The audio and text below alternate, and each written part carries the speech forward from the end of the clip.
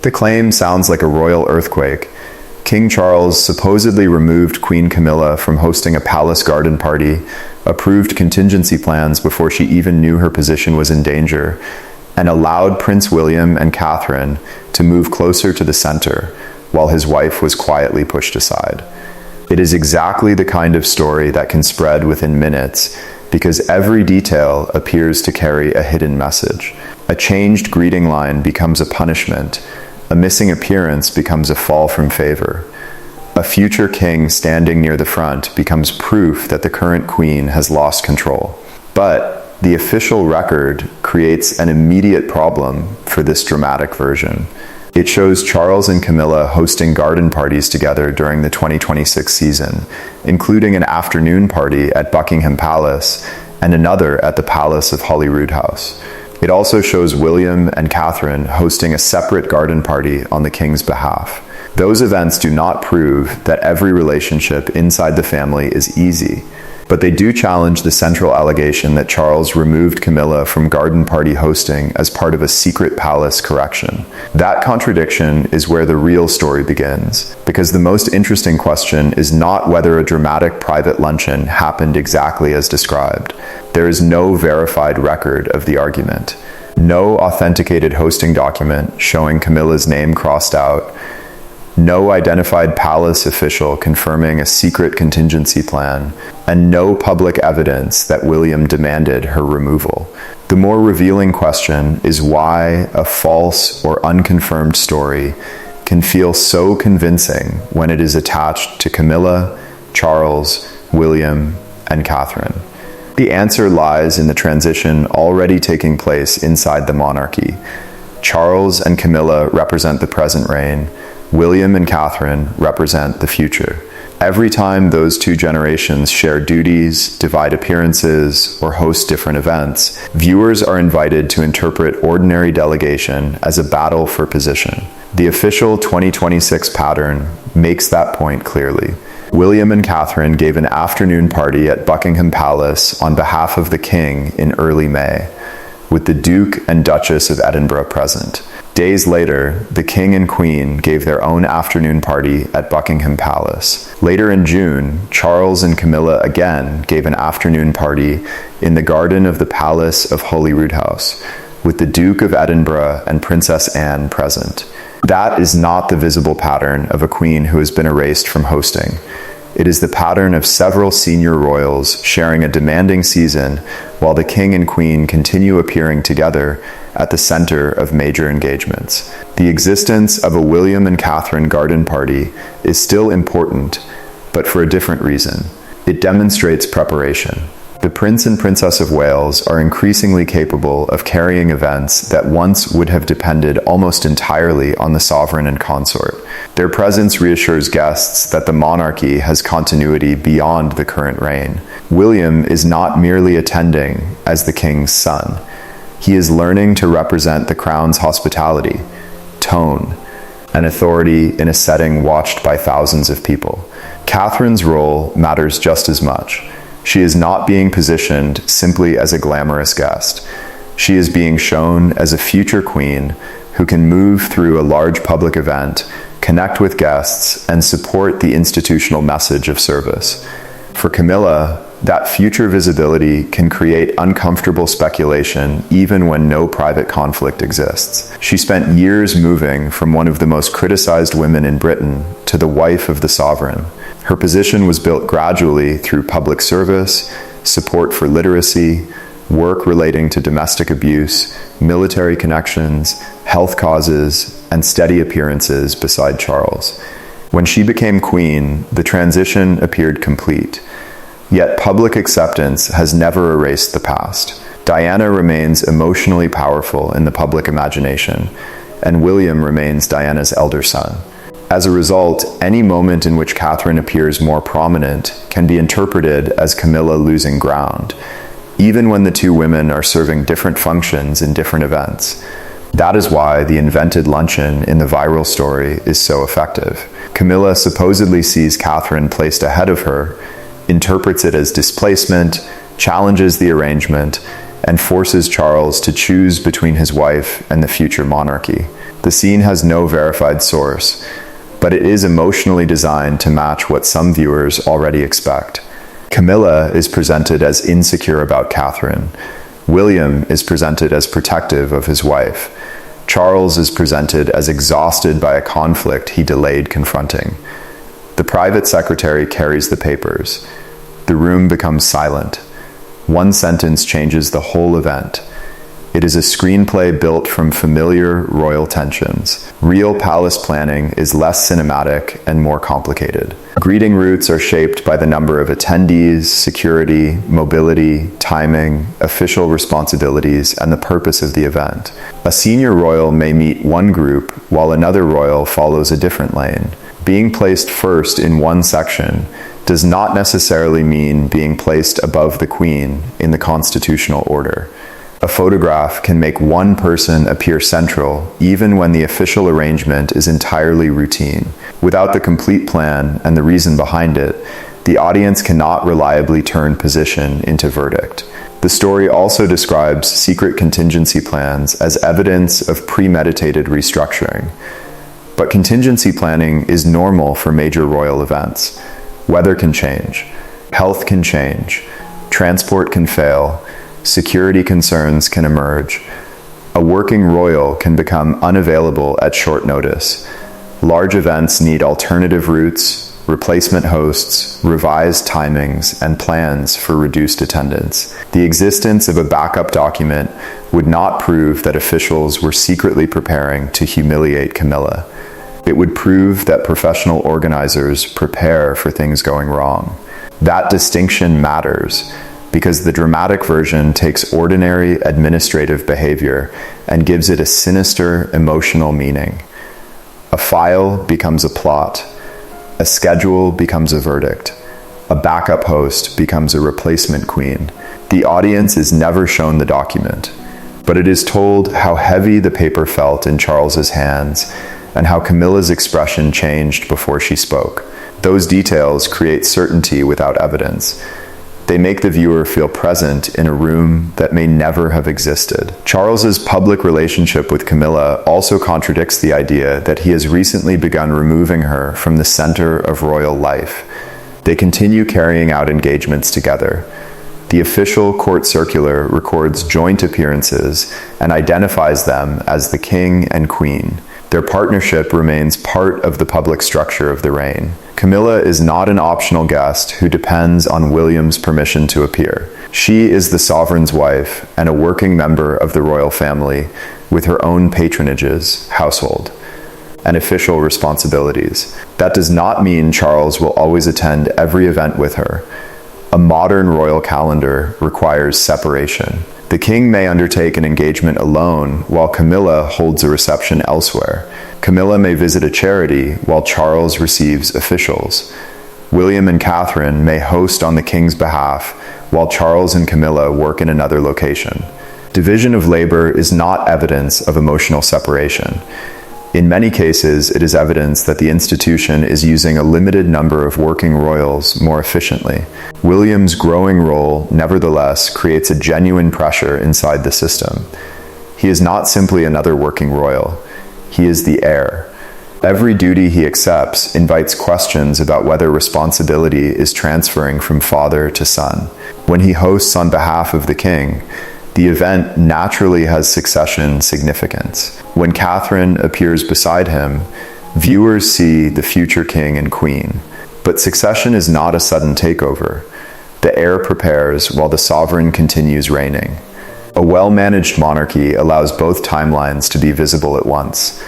Charles has reasons to encourage that preparation. The crown depends on continuity, and continuity looks stronger when the public recognizes the next generation before a transition occurs. William needs experience with state occasions, national ceremonies, investitures, diplomatic engagements, and large public events. Catherine needs the same confidence and visibility. Giving them meaningful responsibility is not an admission that Charles has lost faith in Camilla. It is part of the king's obligation to prepare the institution for a future that will eventually arrive. Camilla's role in that structure is different. She is not part of the line of succession, and she will not remain queen in the same constitutional position after Charles's reign ends. Her authority is connected to him. That reality makes stories about her insecurity easy to write, because the future monarchy will naturally move toward William and Catherine. But natural succession does not require a present-day humiliation. Camilla can remain central to Charles's reign, while William and Catherine become more visible. Both facts can be true.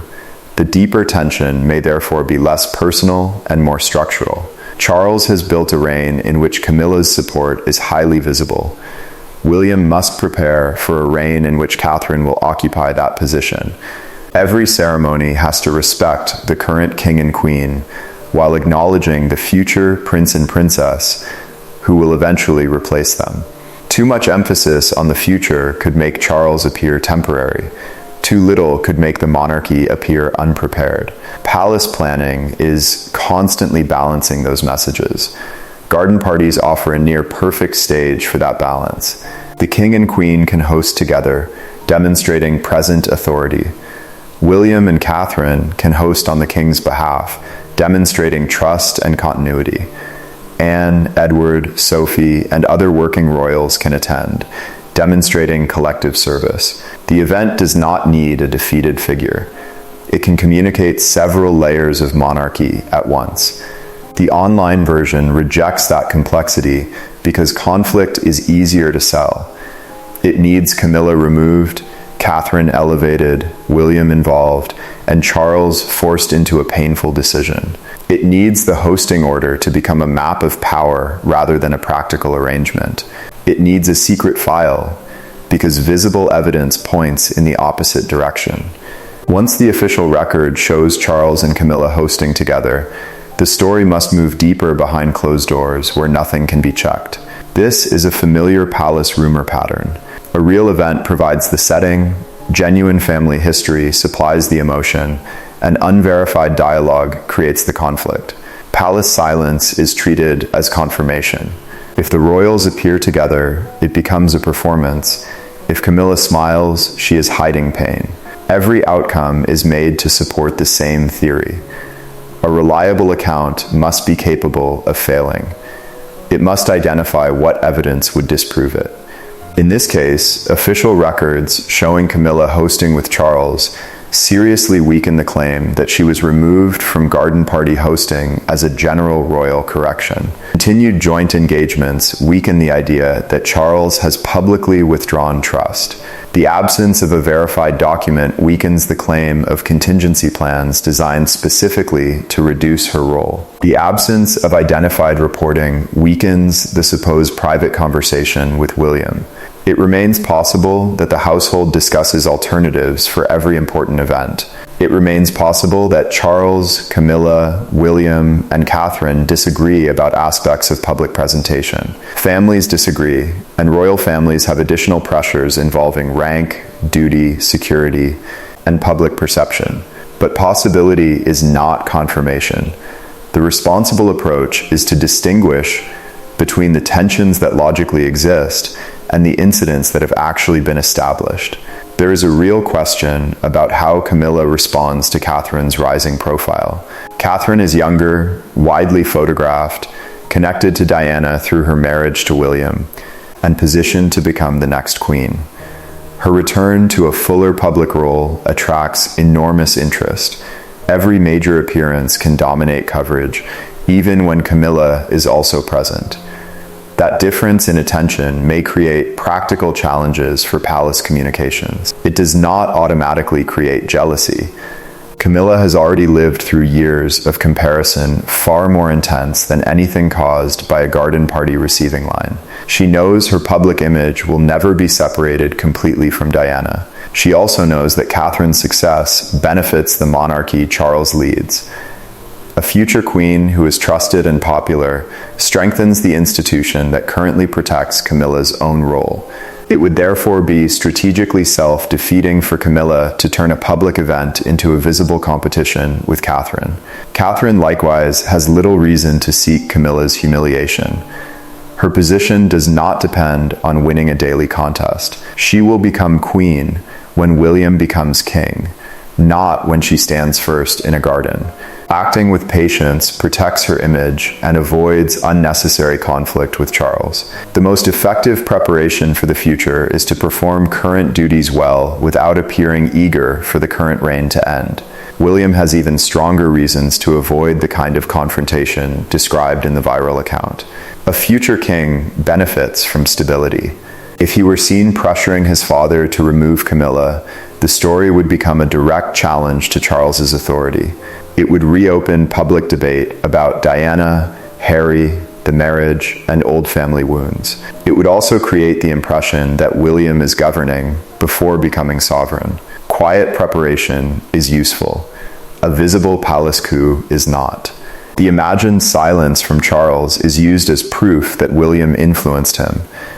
But silence cannot confirm a conversation no one has verified. Charles may consult William on institutional matters. He may also consult Camilla, Anne, Edward, senior staff, government officials, military leaders, and advisors depending on the event. The monarchy is not run through a single emotional confrontation between father and son. Decisions are filtered through multiple households and practical considerations. The claim that Charles would remove Camilla to prevent cameras from detecting tension creates another contradiction. A sudden, unexplained absence would attract more attention than a professionally managed joint appearance.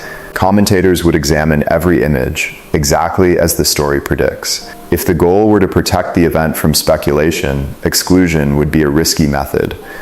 The safer approach would be to follow established roles, brief everyone carefully, and ensure that personal tension remained invisible. That does not mean the palace never changes plans for reputational reasons. It certainly considers optics. Royal events are public communications as well as social occasions. Who attends, who speaks, who stands on a balcony, and who represents the sovereign can matter enormously.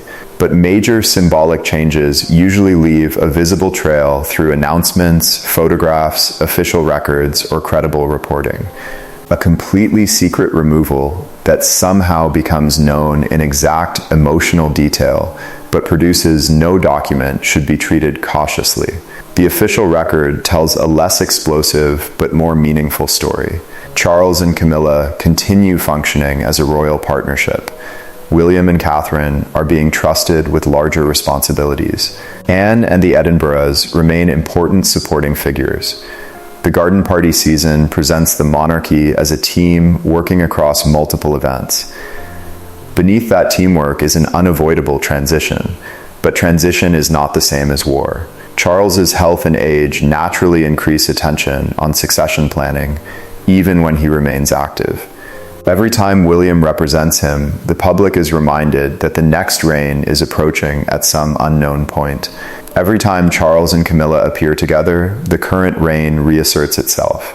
The institution must prepare without creating panic. Shared duties are one of the ways it does that. For Camilla, the emotional reality may be complicated even without a dramatic removal. She knows her role changes completely when Charles is no longer king. She may be thinking about legacy, patronages, residences, staff, and how she will be remembered. She may want the current reign to establish her contribution clearly. That desire does not make her manipulative. It makes her aware that her window of maximum public influence is connected to her husband's time on the throne. For William, the same calendar creates a different pressure. He must be ready without appearing impatient. He must protect Catherine's health and family life while increasing their public responsibility. He must demonstrate continuity while developing a style that may differ from his father's. A garden party may look like a few hours of greetings, but for the heir, it is also practice in representing the crown to thousands of citizens. For Charles, the challenge is to make room for William without diminishing Camilla. The king has spent decades defending his wife's place. It would be extraordinary for him to reverse that project through a secret hosting correction immediately after publicly presenting her as queen. A single event could be adjusted for many reasons, but the broader claim of deliberate sidelining requires evidence much stronger than an anonymous dramatic narrative. The language used in the claim also reveals its purpose. Camilla is not merely absent, she is removed. The plan is not simply reviewed, it is prepared before she knows. William does not merely attend, his silence becomes a warning. Catherine is not given a route, she is placed ahead. Charles does not make a logistical decision, he draws a boundary. Every neutral action is translated into conflict. That translation is what creates the click. A better analysis can keep the drama without pretending certainty.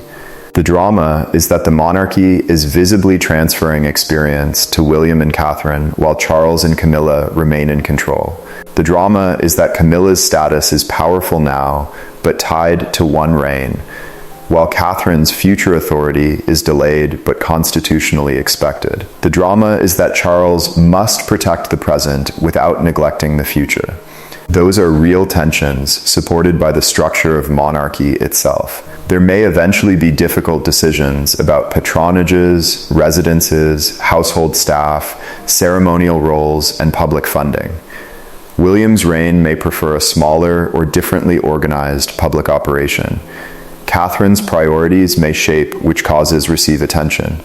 Camilla's charities may need new arrangements. Anne and the Edinburghs may continue supporting the crown during another transition. Those questions deserve serious coverage, but they should not be answered by inventing a teacup, a private luncheon, and a signed removal order. The garden parties themselves are meant to honor the guests, not to provide a battlefield for royal rank. The people invited have often spent years serving communities with little public attention. Some support vulnerable families, some lead charities, some work in emergency services, education, healthcare, faith groups, local government, or the armed forces. When coverage focuses entirely on who stood half a step ahead, it can erase the purpose of the occasion. That does not make royal positioning irrelevant. Symbols matter precisely because monarchy communicates through ceremony, but interpretation must begin with verified facts. Who officially hosted? Who was present? What did the court circular record? Was an absence announced? Did credible sources confirm a change? Once those questions are answered, broader meaning can be discussed. Starting with an invented confrontation reverses the process. At present, the strongest available evidence supports a straightforward conclusion. Charles did not publicly remove Camilla from the entire garden party role. The king and queen hosted together during the 2026 season. William and Catherine also hosted on behalf of the king at a different event. That arrangement demonstrates shared responsibility and succession preparation, not a confirmed punishment. The claim may continue spreading because it delivers an emotional verdict many viewers already want. Those who distrust Camilla see Charles finally choosing duty over her. Those who admire William see him protecting Catherine and the future monarchy. Those who value Anne's discipline see the institution resisting personal influence. Those who expect palace conflict see secret paperwork and closed doors. The story gives every group a satisfying character. Reality is less satisfying because it refuses to select a clear winner. Camilla remains queen. Catherine remains the future queen. Charles remains sovereign. William remains heir. Each position is powerful, but each power operates on a different timeline. Garden parties can display all four without deciding that one woman must be expelled for another to rise. The real palace message may therefore be one of controlled overlap. Charles and Camilla can host as the current king and queen. William and Catherine can host as trusted representatives and future sovereign couple. Anne, Edward, Sophie, and others can support them. The monarchy gains resilience when the public becomes comfortable seeing several senior royals lead events. That overlap can still produce tension. Personal histories do not disappear because an official schedule looks orderly. William may never view Camilla without remembering what his mother experienced. Camilla may feel the weight of Catherine's popularity. Charles may become defensive when the past is used against his wife. Catherine may feel pressure to symbolize a future she has not yet entered. But adults can carry difficult feelings without turning every event into open warfare. The final verdict is not that nothing happens behind palace doors. It is that the specific story of Charles secretly removing Camilla from hosting, preparing documents before she knew, and acting after a confrontation over Catherine has not been publicly established. The official evidence currently available points toward continued partnership between the King and Queen, alongside greater responsibility for the Prince and Princess of Wales. That is not a weak story. It is a major constitutional and human transition happening in plain sight. The present Queen is still standing beside the King. The future Queen is learning to stand at the center on his behalf. The present King is sharing responsibility with the son who will eventually succeed him. The heir is gaining authority without possessing the crown. Every garden path, greeting line, and public appearance reflects that careful balance. The next time a headline claims someone has been removed, the key question should be simple. Removed from what, according to whom, and where is the evidence? A person who did not attend one event may host another. A royal who leads on behalf of the king may be helping rather than replacing him. A backup plan may be professional preparation rather than conspiracy. And a dramatic private scene may reveal more about the storyteller than the palace. For now, Camilla has not vanished from the king's side, and Catherine has not needed to push her away in order to rise. The monarchy is doing something more subtle. It is allowing the future to become visible while the present remains in command. That process may eventually create difficult decisions, but the official garden party record shows cooperation, not a confirmed royal expulsion. Share your verdict in the comments. Do you see William and Catherine's growing role as normal preparation for the next reign? Or do you believe it is already reducing Camilla's influence behind the scenes? And when official records contradict a dramatic palace claim, should royal channels abandon the story completely? Or examine why the rumor became believable in the first place? Subscribe for more royal conflict, palace decisions, and careful analysis of the stories shaping the future of the crown.